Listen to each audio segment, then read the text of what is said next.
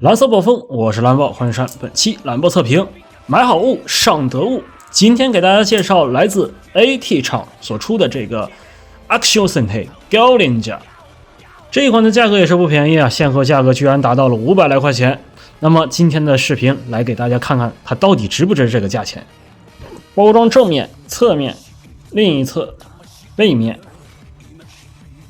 打开盒子悉数内包呢，就是这5只威力兽了。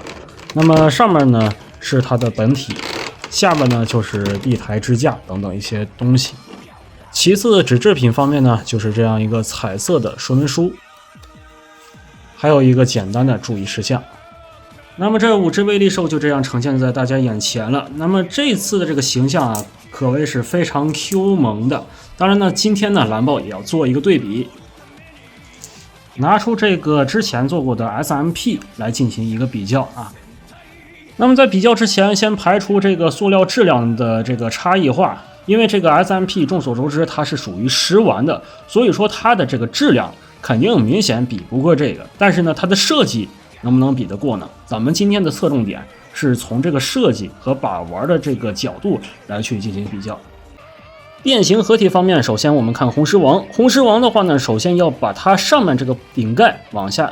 摁的同时呢，要把它这个脖领的位置往前移。这里有一个很贴心的小设计，是这里有一个可以抠动的地方，就按下去之后，你要把它抠出来的话呢，它就可以通过这个部分的一个小拔槽，用你的指甲盖给它抠出来。剩下的部分呢，就是收起4肢，然后卷起尾巴。差不多就是这样的一个比照办理。这个的变形方式跟原版的 SMP 的变形方式的狮子几乎是如出一致，我也就不多赘述了。接着来变形它的白虎，也就是这个虎臂，也就是前爪，拉出一段，然后将整个虎爪收纳进去。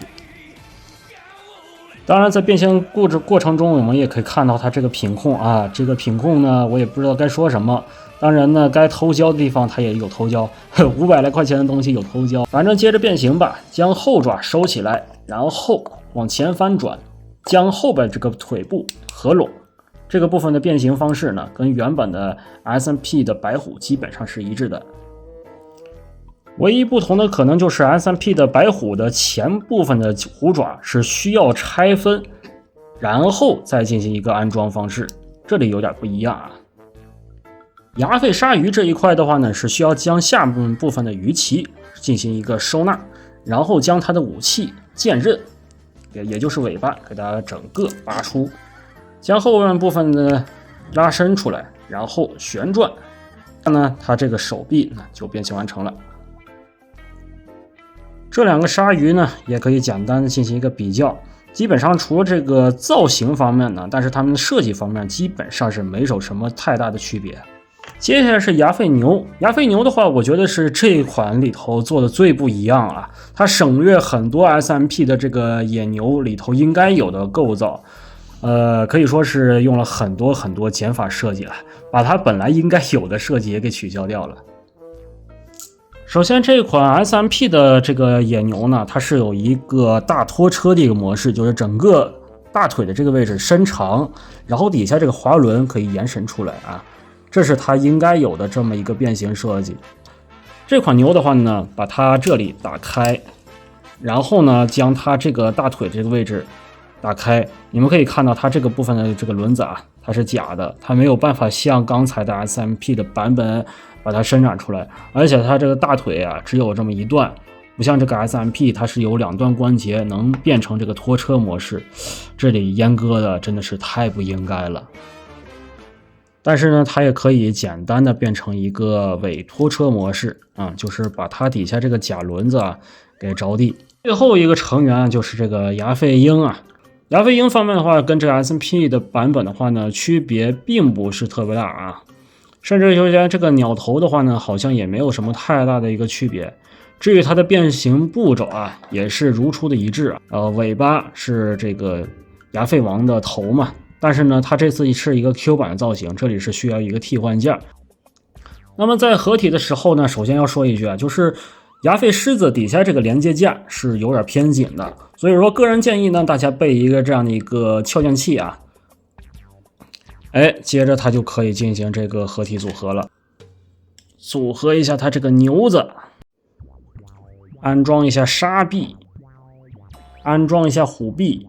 最后把这个黄色小鸟给它站在狮头上啊，这就是这个百兽战队的一个初始阶段。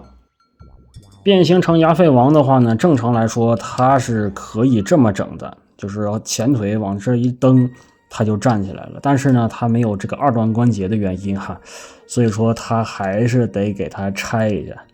其实这里啊，我个人感觉比这个 SMP 的这个牛要精妙一些。大家首先可以看到这个 SMP 的这个牛啊，我以前给大家介绍过，你们可以看到它这个大腿根这个关节啊，做的非常的危险啊，就是一碰即断的那种，可以看到了吧？就是靠的非常细的这样一个连接杆，就是很容易啊断掉啊。首先这里呢要把它这整个牛头啊，这个180度翻转，然后呢这样打平，后边这个盖板啊给它向内收纳，哎，收纳到这个程度呢就可以合并了。翻到前面来，前面这个部分呢，它这里是有一个解锁的小卡扣，把整个脚给它翻过来卡住，这边也是一样啊。那么上面这个洞呢是镶嵌这个人形的这个腰部，下面这个洞呢是牛形它这个状态，把它变成战车模式合体这个孔，省略了这个拖车模式，换成了2个孔洞。我也不知道这是一个聪明的做法还是一个耍小聪明的做法，大家来自己进行判断吧。紧接着呢，让整个这个狮子的这个底座的插口对准这个牛的孔洞，最后呢把这个鹰给它卡在上面去，领口的部分向内合拢，整个脑袋这个部分给它拔出。当然你要愿意的话，向后翻转，你可以看到一个没有脸的牙肺王，然后拿出这个 SMP 的这个牙肺王跟它进行一个比较，这个形象实在太反差了吧，这也。咱不闹了，给它换上它这个正常的头雕。我们直接把它这个大头金光闪闪的电镀脑袋给它卡在上面去。那么接下来呢，咱们好好端详一下这款牙肺王这个大头这个素质啊。那么刚才的变形过程中，大家也可以注意到这个牙肺白虎上面这个品控并不是特别好啊，什么坑坑洼洼的部分啦，包括它这一些细节方面啊，个人感觉表现的并不是很好。而且就在刚才大家也可以看到啊，这个位置看见没